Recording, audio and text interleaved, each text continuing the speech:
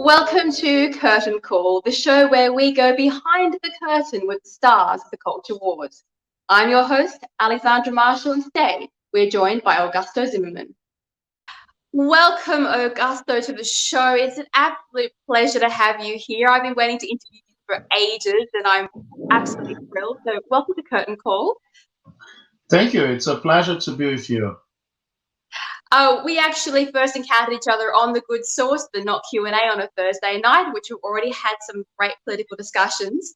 But to introduce you to our guest, I have to read this because your accomplishments are so vast that I can't possibly remember them all. So you are Professor and Head of Law at Sheraton Institute of Higher Education in Western Australia, Professor of Law at the University of Notre Dame, President of the Western Australian Legal Theory Association, former Law Reform Commissioner appointed by none other than Christian Porter. And you're also the Chair and Professor of Constitutional Law at Murdoch University. And in addition to all of that, you obviously have held senior positions in the Liberal Party of Western Australia up until the Kirkup disaster, which Kirkup is in danger of becoming synonymous with a political catastrophe. So my question to you is, what led to you being involved in politics and this culture war? Because you've obviously been here for quite some time engaging in these conversations. How did you start? Well, I was approached by some of my friends who were very heavily engaged in the political process. I have some friends who are members of parliament, and they just requested my assistance, my legal opinions on some different matters. And as a result of this, I also end up being invited to join the Liberal Party. And I eventually became the senior vice president in one of the divisions of the Liberal Party in Western Australia. And that my whole goal was to be able to explain constitutional law matters and matters that are concerning my area of law in particular, and trying, as a result, to be self-enlightened and do a substantial difference. I felt that was my moral duty as a citizen to provide this contribution. Well, that's fabulous. And I've got a whole stack of questions because I've been waiting to interview you. So I'll put you through your paces, but let us start with the clickbait of today, which is going to be Christian Porter. Now, full disclosure, anybody who follows my work on Good Source or The Spectator knows that I am and have not been a fan of Christian Porter for quite some time. My disagreements are to do with what he writes into law. I think that his policies and some of his acts are the most dangerous we've seen in more than a decade. But that's beside the point. What I want to talk about today is the witch hunt we've seen in the media in the past few months regarding Christian Porter. Does Porter, from a legal standpoint, have a case against the press and what they did and how they treated him with this allegation of sexual conduct?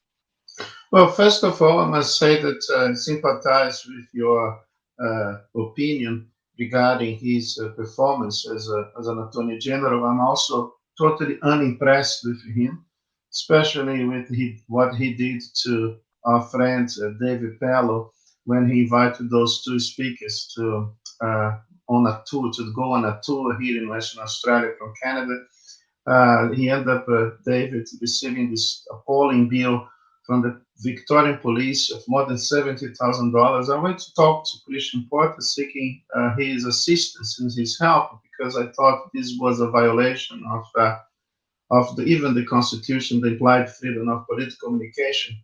And Christian Porter did absolutely nothing. So I'm also very unimpressed with what he does as an attorney general. Regarding this matter that you referred to, I must say that if he thinks that this will be easy for him to obtain a victory in his lawsuit, I have a different opinion because the article, for instance, doesn't mention his name. He's decided to come in and say that the article was about him. So the cabinet minister that they referred to in the article was him. And after that, another threshold for defamation law is that the person has to be identified by the general public. I have written an article in the Epoch Times to say that Australian people are not so entirely politicized. Even here in Western Australia, it's possible that Christian Porter can walk on the streets and not even be identified neither as Christian Porter as a person, nor as even an attorney general in this country. So it's not an easy, necessarily easy lawsuit for him. And if he loses, he'll be in such a big trouble because, of course, the ABC will be funded by taxpayers, which is quite outrageous, and he'll have to find his own source of financial assistance in order to continue in this case until the final decision is made by the federal judge, who, by the way, is a person who was rejected by him when she volunteered or applied to be potentially another high court judge. He was a person, as Attorney General, who had the final say in these matters ultimately, and he rejected her application for this promotion. Well, look, I promise we'll get back to Christian Porter's laws later. I have a few questions of that account because I feel like I've been shouting to myself in a padded room regarding Christian Porter's legislation. So I'm thrilled to find someone who thinks similarly to that. But before we get there, just while we're on this whole Me Too witch burning style trials that we've seen our politics descend into, we had the March for Justice, particularly through Sydney a couple of weeks ago. They went past my house. I have no interest in them. My question to you is, do you think that the organisers and the people behind things like March for Justice really care about making structural changes to change the way Canberra behaves around women? Or are they using the mark victimhood narrative as a shortcut to political power? I have no illusions about these people. As a commissioner, when I interacted with the same people who were behind the organization of the event, my impression of them was that they were definitely pushing for an agenda. And they have caused so much damage to the legal system that it beggars belief. For instance, as a result of their lobby, it's the onus of the proof in some areas, including rape, can be inverted. And some people, as a result of that, have been the recipients of terrible false accusations. Cardinal Pell is a good example, by the way. And he ended up even serving jail. And now we know that there's a very, very, very high chance that he has done absolutely nothing. This is terrible because it makes me highly suspicious that this powerful feminist lobby is totally undermining the rule of law, the legal system, and the idea of equality before the law. One of the most dreadful areas that the feminist lobby has totally undermined is the family law system, where you have now parental alienation being so common in this country, and women as well being affected as a result. It's just a tragedy of mammoth proportions. And the main culprits of the destruction and undermining of the rule of law in this country are the very ones, those people who organized this March for Injustice. I don't call March for Justice, because these people are not into the idea of equality before the law, the rule of law prevailing in all circumstances, but they want to actually create a gender war that can further divide the population in this country They are into the business of dividing in order to conquer. And that's the old Roman ancient strategy that the elites always apply against the people, turning husbands against wives, wives against husbands, children against parents, parents against children, blacks against whites, whites against blacks. That's their speciality.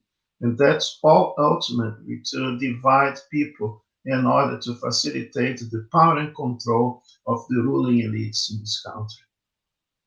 Well, exactly. I mean, that really is the soul of collectivism, where political powers in both the socialist, the Marxist, the communist movements, it doesn't really matter which type of collectivism, they divide population into different victimhood groups and then make them feel like the only way that these now victims, even if they aren't really victims, but they see themselves to be victims, they have to seek revenge on the whole system by overthrowing it. And in doing so, when they overthrow their systems, in order to gain authority and autonomy back in the world again, what they do is overthrow all their protections that the political system affords them. And that is how collectivism enters the world as a dictatorship and supreme authorities, because they convince people through anger and irrational infighting to remove their constitutional protections. Absolutely, and in the process undermining the basic rights and freedoms that we have inherited from our forefathers. We had in the past appreciation for the idea that the government is under the law and that we have individual rights to preserve. But if the population becomes fragmented as a result even of this so-called pandemic, where people are afraid to interact amongst themselves, that facilitates the rise of a very totalitarian government. Why is that so? That's because the intermediate groups between the state and individual are being completely eroded and undermined as a result of the lack of sociability. Our fellow citizens are now treating one another as deadly carriers of a disease. And that is the second sinister strategy. The first is the idea of dividing into groups, but the further extension of this is now turning people afraid of one another. So we cannot really even talk to people these days without people feeling afraid that we can potentially transmit a deadly disease to the person, which is a sinister plan that is being carried by the globalists, the ruling elites, to destroy the connections and tiers of relationship that we have in our society.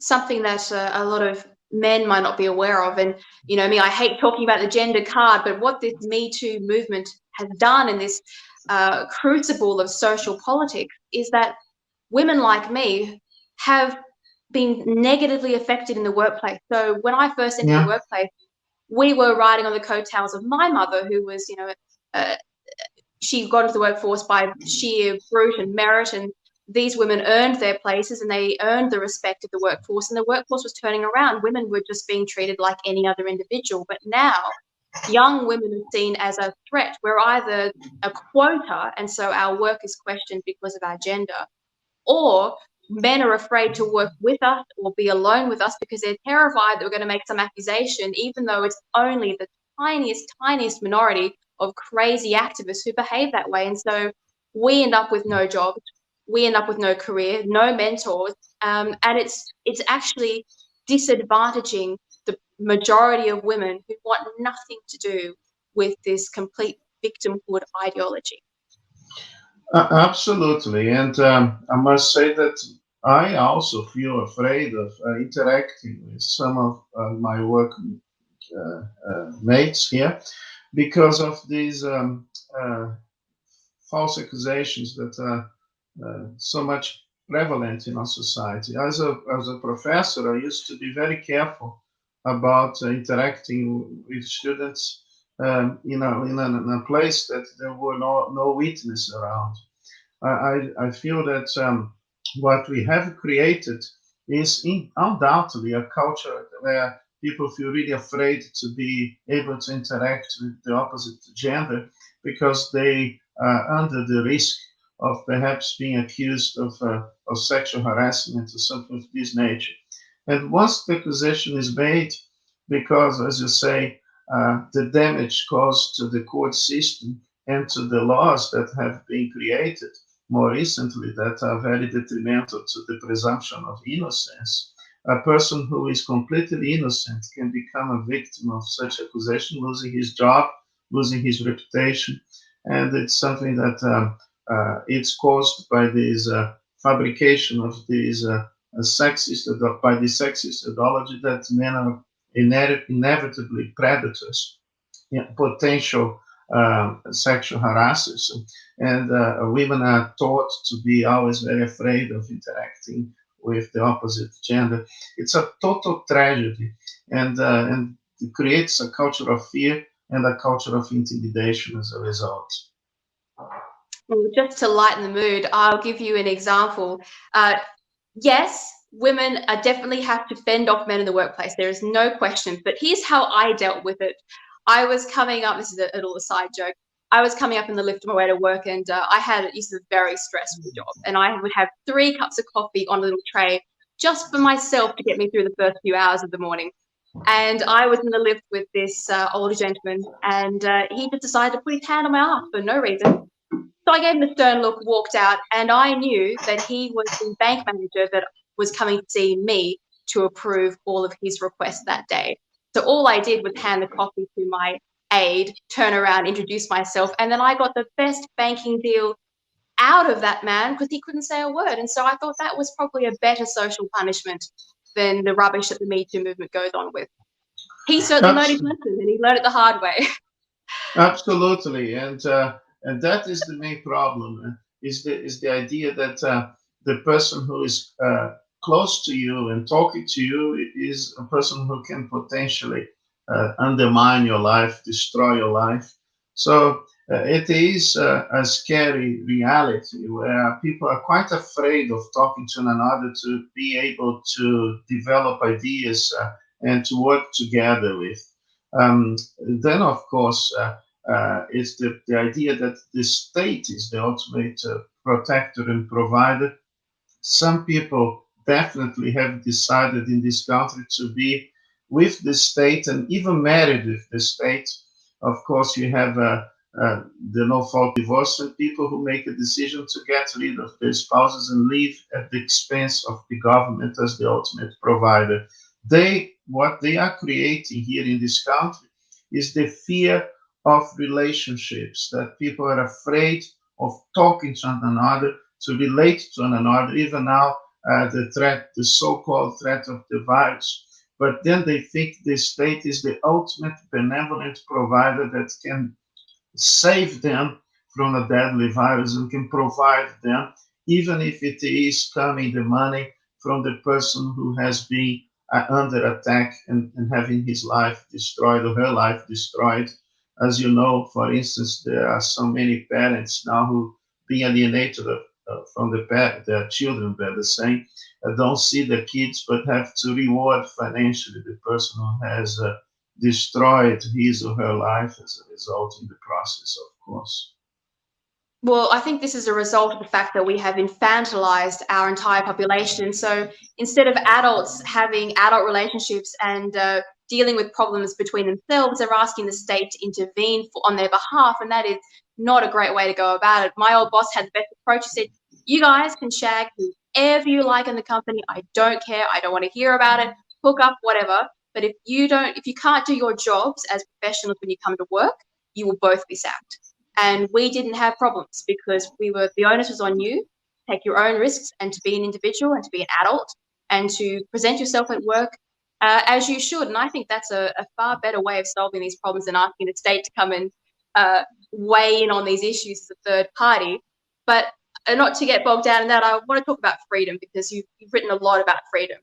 And I think it has come as a shock to a lot of Australians that the freedoms that they thought they had were actually assumed freedoms or implied freedoms rather than enshrined freedom. And I think this is probably because our ancestors never thought that they would have to protect freedom, particularly of speech, because they never suspected that we would be so reckless with our liberties. Is that a fair assessment?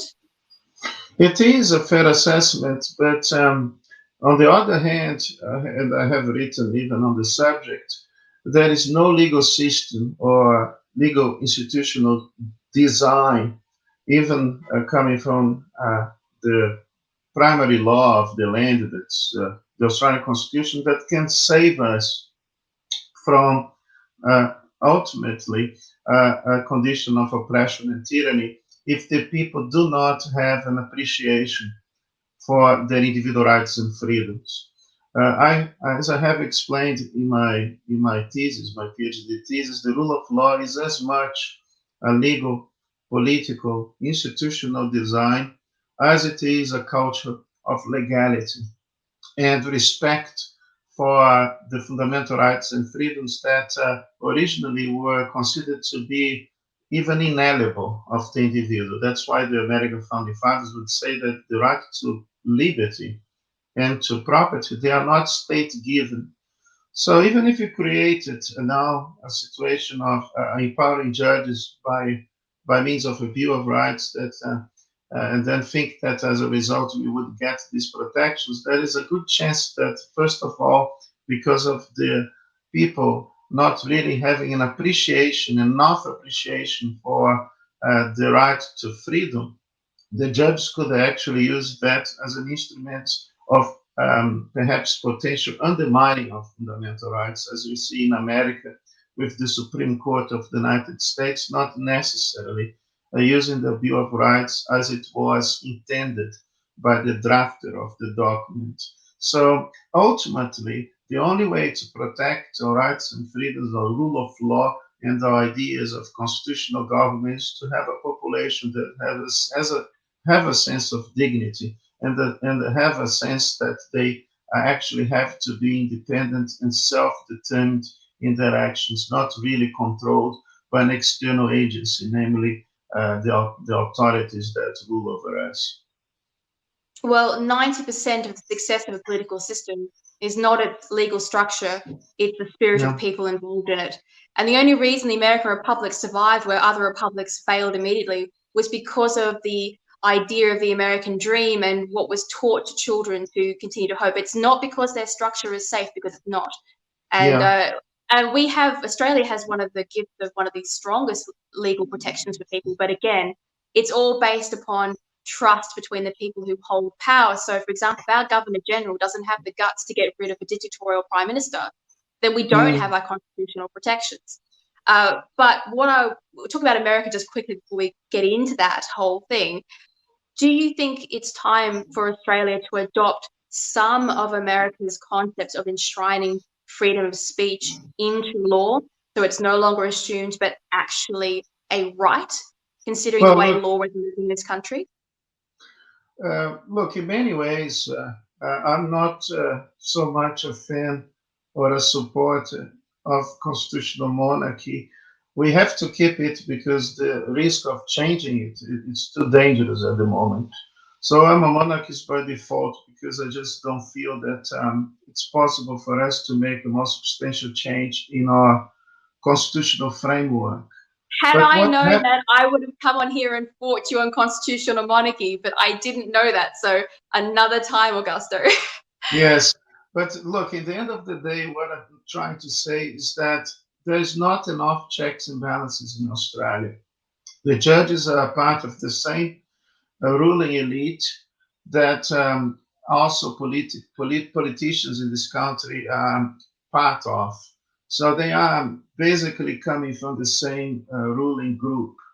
And politicians appoint judges. The judges are not appointed or chosen necessarily by merit, because they have to be appointed by the government of the day, and then after that, in theory, they become more independent to exercise their power, hopefully by upholding the rule of law. But, in many ways, the parliamentary system can lead to the problem that England faced, that eventually led to that short interregnum, if I can say, between the two existing monarchical periods. That was the period of the Commonwealth in England, when Oliver Cromwell had to storm the parliament and said to those parliamentarians that they should go away because they have become an entrenched oligarchy. So what happens in this country perhaps is the repeat of history, where the parliamentarians have become an entrenched oligarchy. They are no longer just representing the people, but they are now trying to control the people and to adopt measures that are utterly authoritarian. That's because we don't have the proper mechanisms and checks and balances to prevent this concentration of power and the transformation, if I can use the word, of parliamentary democracy into an entrenched oligarchy. I would argue that on paper, we have the correct checks and balances because I wasn't going to talk about this, but the constitutional monarchy, one of the brilliant questions that it answered was how to divide power, to deny certain power to other people. And so the motivation behind power is that the monarchy can only safeguard democracy, can only give power back to people at an election. And the government general has the same responsibility. But the problem is, in Australia, the tyranny of the press, and after what they did to the Governor General regarding Gough Whitlam's dismissal, is that they have terrified people out of their responsibility of office. And so what should be a check and balance has become corrupted by personal fear about the power that they hold and the responsibility they hold. And we're not teaching individuals to trust the system enough and to understand that they may have to sacrifice themselves in order to protect the nation and our constitution. Yes, I agree with that point entirely. But the American model is based on a more rigid separation of powers so that the president can be directly elected by the people. That can actually help in many ways. For instance, when you have this problem with the parliament becoming a mafia, then you can actually have an outsider who can actually be chosen directly by the population. And the ministers in America, they are not coming from parliament. They are chosen because they are experts in the field, not necessarily having to be professional politicians to hold the portfolio. Quite to the contrary, as you know, the rigid separation of powers makes the member of the executive never connected with the parliament. So, in order to be a secretary of state in America, you have to not be a parliamentarian rather than the other way around. I think this can actually be good because if there is a president belonging to the Republican Party and a parliament in America called Congress that happens to be controlled by the Democratic Party, at least you can have a veto, a presidential veto. And, you know, as a liberal, a classical liberal, I like the fact that this can lead to lack of legislation in the process because the president can go and veto everything the Congress dares to produce. And therefore, we can have more, as a result of these mechanisms, more checks and balances and less government as a result. Well, in fairness, the Crown does have to approve Parliament's laws, and they do have the ability to say, no, you guys are insane. You can't approve that. But I mean, in America, definitely they've shown us the system's not perfect because now they've got a puppet president who has no idea where he is, and they're passing draconian mandates left, right, and center, and they're changing the way elections are run so that they can almost ensure them. Like, it's definitely not a perfect system either, and that's what your point I think was earlier, that politics is very difficult to get right because it essentially relies on trust. And once you get people in any position of power colluding, you lose that trust and the people lose their freedom. But I want to go on because we could talk all day about that, and I'd love to talk to you about that later on. But free speech has come to the fore lately because it is in danger of being privatized in the digital age. And in 2021, the only true global public forum is, of course, the internet and in that realm of social media. Now, my argument's always been that we already have, particularly in American law where their servers are housed, we already have the correct legal constraints to control and to protect free speech online. We have antitrust, we have the Good Samaritan clauses inside Section 230 immunity, and we've also got anti-monopoly legislation. So that should be enough. But my point would be, are politicians deliberately allowing private companies to control the freedom of speech online in order to manipulate the political conversation and to control it. I think that there is a good indication of this being a reality. And I can tell you that one of the scariest things that I have ever witnessed in this country is the Prime Minister demanding Facebook to be exercising more of this control. I remember when we had the terrible tragedy in Christchurch, the thing that he did was that scared me is to be saying that the fault was of the media and the social media in particular that should exercise more control. So what's happening now is that the media is actually, the social media in particular, is doing what the government is indeed requesting. We have a president, sorry, I'll talk about thinking about America perhaps, but that we have a prime minister in this country that absolutely abhors free speech. And he claims to be a Christian, but when that person's Israel for Law made a comment that was controversial in a certain sense for those who are not believers, but so what? In a free society, you have the right to have ideas and express opinions, and the best ideas should prevail in the marketplace of ideas by means of a robust interaction with other actors in the political realm. But rather than doing that, he censored Israel for Law. In his initial opinion was that the Rugby League of Australia had the right to censor the rugby player because what he said, according to Morris, was insensitive.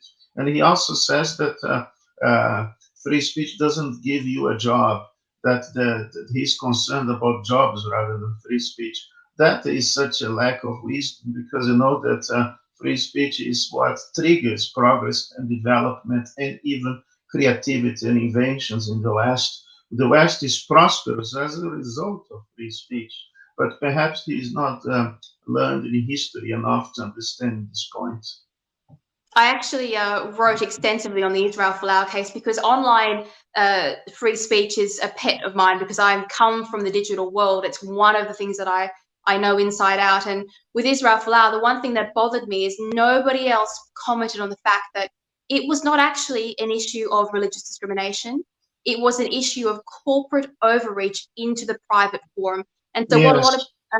a lot of commentators and politicians don't understand that in the digital realm, businesses have been trying to control what people say in what would be considered a private quarter. So although it might have been said on Instagram, if that's your personal Instagram, that's like being down the pub. That's a personal space. If you go and type it on your company's Instagram, well, that's like being inside your office building. And the problem is that these politicians, they think that social media begins at their news feed and ends at their Facebook page. They don't have a clue how these work. Their knowledge comes from lobbyists and activists, and neither of those two have the best interests of people at heart. And so with Israel Folau, Fair Work was going to rule in favour of him. But with the new legislation that Christian Porter has written, Israel Folau would lose that because he'd be, if they could prove that the football company would lose money from their sponsorship deal, well, that'd be fair ground to dismiss him for speaking privately in his own room. So I think we're making it worse because governments and politicians like to control speech, and they do not want to help enshrine freedom of speech either online or in the general realm. That's a total aside. Sorry about that. Absolutely. And if you have an attorney general who is totally unable to draft a religious tolerance bill that is a decent one, and then we expect the attorney general to be doing other things. I mean, they can't even repeal Section 18C. That tells me of their level of incompetence. Uh, Unfortunately, we are very poorly served in this country with politicians who are totally unable to uphold the rule of law and to fight for freedoms and rights that have gradually been taken away by them, for instance. But what we have to say here, and I believe this is quite important, is that free speech is for those who are disadvantaged. It's for the population who wants to be engaged in the political process. If you live in a real democracy, people should have the same right of speech as anybody else, including the political elite. If parliamentarians can express their ideas in parliament with freedom, we who elected them in a democracy should then have the same right to manifest our opinions. The implied freedom of political communication is something that, in my opinion, makes perfect sense because without free speech, there is no possibility for the proper exercise of your democratic rights as a result. Well, let's talk for a moment about the late, great Bill Leake, who was all but hounded to his grave by 18C. Did Australia make a mistake when we began to weaponize victimhood and offence in law? Absolutely, we did. And what happened to Bill Leake was appalling. He was falsely accused of being racist just because he drew a very important cartoon raising a very important matter, which is child abuse in a certain community. And he had this concern and this passion for justice and for making sure that these children would receive proper treatment, especially by their parents. And so it was a call for mercy and compassion. So we had this lady who is not even an Aborigine, but properly identifies herself as such, that she was actually living in Germany when she lodged the complaint. The problem is that the Human Rights Commission accepts this sort of crappy complaints and do not really dismiss this as absurd and frivolous accusation. Bill Leake, as a result, had to go through a terrible ordeal. And there is no doubt, and Andrew Bolt even raised this point, that all the pressure that he had to face as a result of this frivolous accusation litigation ultimately led to his death because he couldn't resist and cope well with the problem. He had already a health condition, and eventually he passed away as a result. So that's the consequence of laws that not only take away everything you have, property or your freedom, but can ultimately, in the case of Bill Leake, even shorten your life substantially as a result of all the trauma and the stress involved in these litigation matters. Well, it is basically a prison for your mind, which the government creates in order to control you, and it's not very nice. No. My main criticism of Christian Porter, as we've discussed and we're going to go into now, is the creation of a religious discrimination bill, which I've been writing about for a long time, often to the anger of my own side of politics. But what I'm going to put here is just from one of my pieces. It's that the religious freedom legislation is basically 18C for religious offence that invites lawyers to judge the validity of religion and religious speech, not just for believers, but also for unbelievers. And I just think it's mad to bring religions that have been bickering with each other and offended by each other's very existence into a court of law in Australia in what could only be surely a mad and endless cycle of litigation.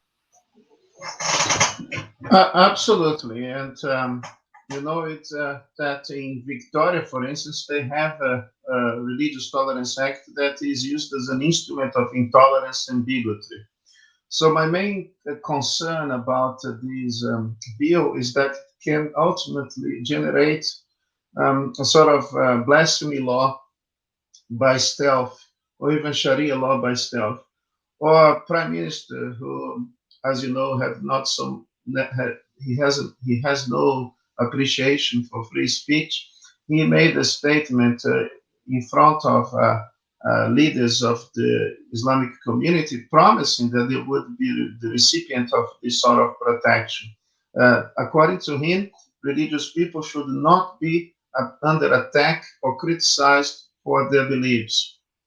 Well, the more intolerant and bigoted a religious person is, the more the person deserves to be criticized. I consider a certain religion to be dreadful, and I think I have the right to say so because it is ultimately a political discussion. Normally, we don't care so much about, for instance, Muslims doing a mosque or Christians doing a church, but if they try to discuss some issues that are of a moral consideration, that have an impact on human rights have the right to be robustly commenting and perhaps robustly criticizing these religious values and ideas. Religion, normally, it's not just about what you do on a Sunday in a church or on a Friday in a mosque or whatever. It's actually more than that. It's about your values, your worldview. And if we have secular speech of a political nature being protected by the implied freedom of political communication, we should extend the implied freedom of political communication to religious discourse that has political implications as well. Well, there's actually two important issues here, crucially in our system. The first is that you never invite religions or institutions to have political or legal supremacy over the individual in a system, a democratic system like Australia. It doesn't matter how much you like your religion, you have to ensure that the individual is at liberty to speak freely about any institution, because we saw what the world looks like when religions and institutions own it, and it's not good. We moved away from that for a reason. The second is that if we are going to continue to import people and cultures from all over the world, and we expect everyone to live together inside this system of law, then we have to be able to speak freely and criticize and, yes, definitely offend each other about what is and is not acceptable inside this nation of Australia. So we have to be able to turn around and say, no, you can't treat women as the possession of a man. You can't cut little girls. You can't do all sorts of things that might have been going on in the place in which they came. If that's offensive, well, then so be it. But what we do know about censoring religious speech and trying to protect religious speech is that the countries in which religious speech has the most protection in law are also the countries in which we have the least freedoms and people are the most religiously persecuted. So it does not give anybody religious freedom to censor religious speech.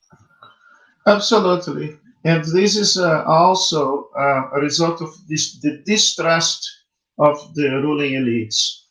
They actually think that people need to be controlled because Australians are inherently bigoted and racist or xenophobic or Islamophobic, whatever they try to create and medicalize the Australian people.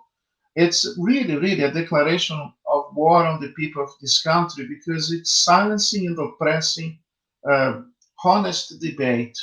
And of course, this is in itself an instrument of intolerance and bigotry.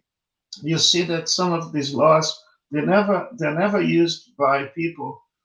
They would never be used by people who are tolerant, because I have to face criticism of my ideas, and I don't go suing others because I believe it's their right to discuss matters with me in a democratic environment. We do not solve matters and disputes by bringing them to the courts. The courts cannot become deciders on issues such as of religion, for instance, because otherwise it's like expecting judges to have developed a theological training.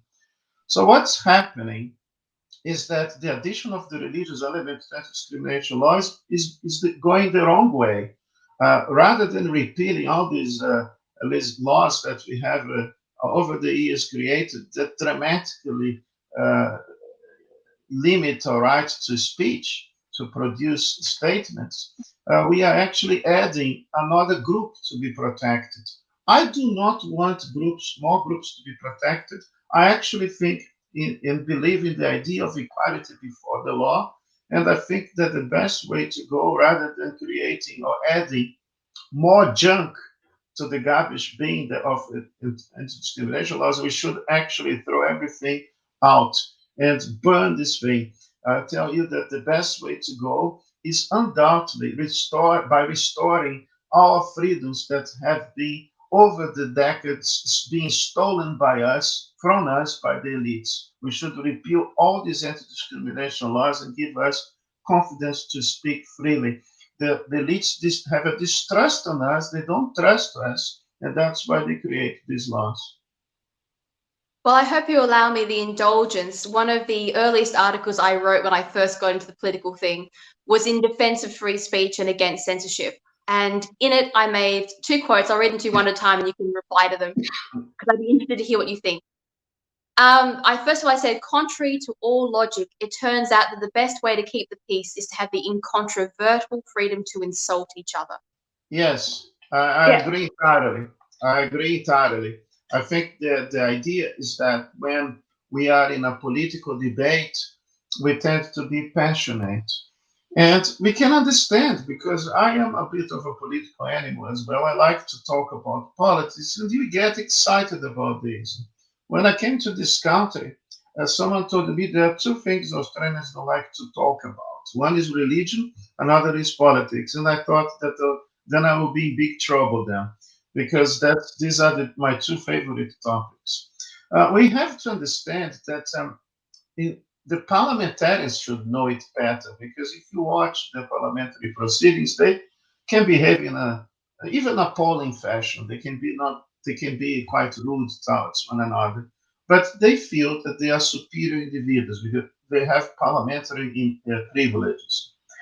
If they are our representatives, if they were elected by us, ultimately they work for the people. Ultimately, these politicians are employees. I have other things, much better things to do than to be creating law or drafting legislation.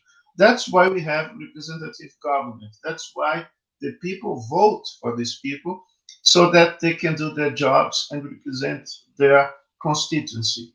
The constituency, namely the citizens of this country, the people of this country, should have the same speech rights than the employees that they chose to work for them in parliament. Now we have the employees rebelling against the employees by basically those who are elected to represent us treating us like garbage, like second-rate citizens, like inferior citizens, because they think that there is one rule for them and another for us. That's not how it should work in a democracy. That's not what the rule of law dictates. The rule of law dictates that everybody should be treated equally before the law. Yeah, absolutely. And the other claim that I make in this, which I'd be interested to hear what your thoughts are, and it was related to censored material. So this is where the government goes in and completely censors what they claim to be hateful or dangerous material so that nobody can ever read it. So in relation to that, I said the danger of censored material by a government means that the authorities are free to make any claims they like about the material that nobody can read and nobody can check. And from these claims, government can draft laws that can be justified without anybody able to check or question these laws. And that's what we saw with the Christchurch massacre. We saw a piece of documentation from a lunatic, which if we'd been able to read it, we would have seen straight away that it was dismissible. You could just throw it out of hand. But they used its contents, which they forbid anybody from reading by law and under threat, as an excuse to draft new laws to restrict the freedoms of people who had committed no crimes. So my problem is with this indulgence of censoring material. I mean, we don't censor Mein Kampf. We don't censor any of the events leading up to World War I or World War II. You can read the Communist Manifesto because you have to understand what these systems are if you ever want to prevent them or fight them in the future. This is so true. And I can give you an example of my own teaching. I used to get the students to read Das Kapital, that terrible, dreadful book written what by Karl Marx. That is. What a horrible, boring it's a blog. torture. I hate the way Marx is right. I had to apologize to the students for violating their rights to have to read that piece of crap. But that is actually very important because then it's their own words. And if I'm confident about my worldview and my classical liberal values, I'm not afraid of reading these books and explaining the flaws with the books. What the left does, because out of probably of arrogance and intolerance, is that they are trying to shut up the debate for perhaps one basic reason is that they can't counter-argue properly. They might have a lack of confidence in their ideas, and that leads them to take this sort of approach. Of course, they have to have this sort of lack of confidence because every time I have to engage with the leftists, I realize that their postmodern worldview has brought about a mental confusion, a state of mental confusion. I remember that when I was at Monash as an academic, there was a radical feminist who claimed to be a radical multiculturalism at the same time. And she believed that all cultures are the same. There's no problem whatsoever in celebrating the different aspects of these particular cultures. And then I had to say that in some cultures, women suffer uh, dramatical, dramatically by the same violation of human rights. So you think about instances of genital mutilation and other terrible things that can be impinged on these women. And I was telling her that how can you actually be so radical in terms of your cultural relativism and at the same time think that you can necessarily be protecting women's rights? So I started to see that there is so many flaws in their worldview, and perhaps they would justify this by saying that after all, everything is relative. So the person is certainly suffering from mental confusion in the process. Well, it goes without saying, or it should go without saying, that it is not exposure to ideas that is dangerous. It is leaving those ideas unquestioned. And the kids Yeah. of today are not socialists because they understand socialism. Most of them couldn't tell you what it is. They couldn't give you any of its history or even pinpoint the fundamental reasons why it fails. It's simply because it is taught to them in a vacuum without ever being questioned. And it's that questioning that we have to be really careful of because it's not happening in universities. People are they're shuttering topics away so they can never be touched, never be talked about. And so we are repeating so many of our worst mistakes over and over again because of the climate of censorship mixed with this dogmatic Marxist uprising that we are seeing. Yeah, and we have to put the blame on this, and even the federal government when they set up that or created that terrible national curriculum. And so I was invited by school teachers to speak at an event where the Minister of Education in those days was that Simon Birmingham. He was a terrible Minister of Education. But after my talk, it was a talk to say that the national curriculum for education was not really a normal curriculum. It was propaganda, indoctrination, machine. It was used by first of all, drafted by a communist called Stuart McIntyre. He was a member of the Communist Party a couple of years ago. And the curriculum is completely silent on the atrocities of the communist regimes. There's nothing about what happened in the Soviet Union, nothing about what happened in China, where millions and millions of people died. As you know, there are a couple of French academics who were former communists themselves who wrote that fascinating book, but also very depressing to read, but very important to read, The Black Book of Communism, claiming that more than 100 people more than 100 million people died as a result of the communist regimes and the implementation of their genocidal policies in the 20th century. Nothing of this is addressed in this curriculum. Quite to the contrary, there is a celebration of socialist ideas and even a promotion of this totalitarian system, ideology called radical Islam, by saying that all the invasions of the Islamic empires over the centuries were peaceful and basically just occupied lands as if they hadn't done any or committed any act of genocide in the process. So it's a total brainwashing. And year 12 end up teaching these kids to embrace the environmental agenda.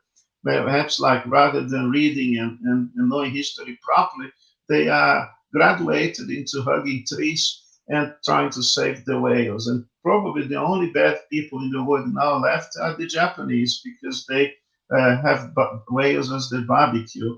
And that tells me that they probably are hated by the students after knowing that the whales need such a protection. Hi, I'm a survivor of that terrible education system that tries to indoctrinate you.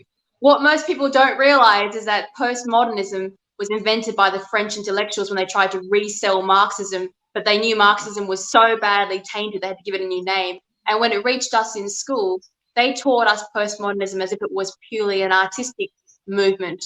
And then it sort of started branching into our literary and English classes, where they told us there was no real meaning in things, that the author's intent doesn't matter, and they started to break down any kind of foundation of literary history and literary works with this Marxist ideal. And so I skimmed through before it really got going, but you can see there they were trying to destroy the fabric of Western culture and the ideas of culture, so that they could then replace them with whatever nonsense they wanted, knowing that kids would not have the ability to question nonsense when they saw it.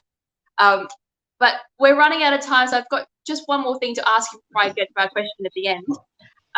And when I was preparing for this meeting with you, I went to go and dig up my Jonathan Sumption books, who I'm sure you know, but unfortunately they're all floating down the river, so I don't have them. But I think the gist of what he was saying was that essentially law has been overreaching itself into the private lives of individuals lately, and not just the laws that Parliament comes up with, but also the laws that are written by international bureaucracies that nobody elects. So the United Nations, the European Union, depending on where you are, and a whole stack of treaties, which in total have combined to be a swamp of invasive laws. So my question is Australia in danger of drowning in bad law? Absolutely, it is. And perhaps rather than thinking about creating more laws, it's time for us to give to the people the rights and freedoms that we have lost as a result of excessive legislation. One of the things that the common law used to have, and to distinguish itself from the civil law system, is that judges would make decisions based on common sense. That's why the name of the system is called common law. But it is connected with the law of reason, and it's connected with a tradition where the rights are not state given, they're inalienable of the individual. Sir Samuel Griffith, the first Chief Justice of this court, said that if the law is not for the advancement of the fundamental rights to life, liberty, and property, it's not law properly so called. Our tradition says that no law can violate of fundamental rights, and you have, as a result, a lawful right to resist tyranny. That is something that is acknowledged constitutionally by our legal system. And any government that violates these fundamental rights poses itself in a state of war, and you have the right to use all means, but if necessary, by all means, to restore these rights that have been taken away. Well, thank you very much for that. And our final question of the day on Curtain Call is one that we ask all of our guests.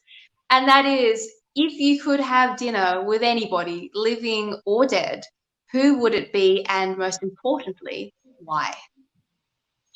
Look, in many ways, this individual even changed my religion, even my faith.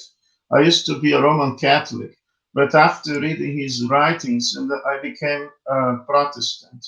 But I can tell you that nobody has been more influential as the father of classical liberalism, and a man that I would love to one day meet in heaven, because I know he is there, and I hope that I will have the right to go as well to the same place. Then I would love to have a dinner, and I think I will have one day, certainly not in this dimension, a dinner with John Locke.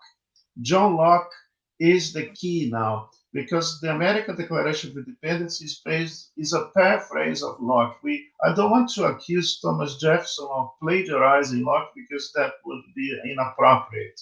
As myself, I can say my work is entirely inspired by John Locke. And John Locke also justified the Glorious Revolution that ultimately brought about the idea of parliamentary government. He would be appalled by what's happening in his native England, and would certainly be appalled by what's happening in this country. We need to recover our legacy that we have, inherited from the likes of John Locke, that taught us to have a sense of appreciation for freedom, and the right that we have to use these elements to protect our families, protect our dignity, and ultimately to protect our country from tyranny.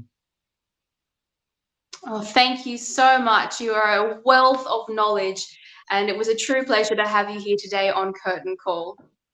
Well, look, it was such a privilege because I absolutely adore your work. You're doing a great job. And thank you so much, I would say, even for the honor and privilege of being talking to you now. Thank you. Thank you for joining us on Curtain Call. We are hosted by The Good Source, the home of conservative and libertarian voices. Help us fight fake news by following us online. You can find us on Instagram, Twitter, Facebook, YouTube, and all good podcasting services. If you enjoy this content, please like and subscribe.